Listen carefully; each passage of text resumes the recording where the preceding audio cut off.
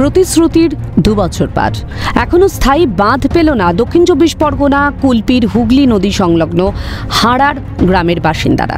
আজও আতঙ্ক যেন নিত্যসঙ্গী। হাড়া নবদ্বীপ এলাকার বাসিন্দাদের অভিযোগ, মাটি, বোল্ডার, শালবল্লা দিয়ে অস্থায়ীভাবে বাঁধ মেরামতির কাজ শুরু হলেও শেষ হয়নি। রাস্তার পাশ দিয়ে যাতায়াত করতে গিয়েও নাজেহাল হতে হচ্ছে বাসিন্দাদের। আগে রাস্তাটা ভাঙলো, কি গড়লো, তার মাঝখান থেকে ফেটে চলে যাচ্ছে। কি মেরামতটা করেছে? যখন জল ঢুকবে তখন কি মানুষগুলোকে নিয়ে কোথায় যাবে? লোক আসছে, দেখছে, এই তো মেরামতের ছিঁড়ি। কি বার ভালো মেরামত করেছে বলুন তো? আমাদের যান চলাচল আমরা যেতেই পারছি না।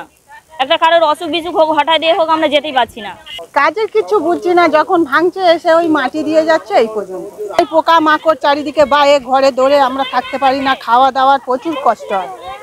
সব কিছু মানে আমাদের খুবই অসুবিধা হয়। তখন রাস্তায় আমাদের ছেলেপুলে নিয়ে রাস্তায় বেরোতে হয়, রাস্তার উপরে এসে থাকতে হয়। এই ভাঙন কবলিত এলাকার সংস্কারের কাজ শুরু হলেও 2 বছর কেটে গেছে, অথচ সেই কাজ এখনো শেষ হয়নি। স্থায়ী বাঁধ তৈরি হলো না, সেই প্রশ্নই কিন্তু বারবার উঠছে।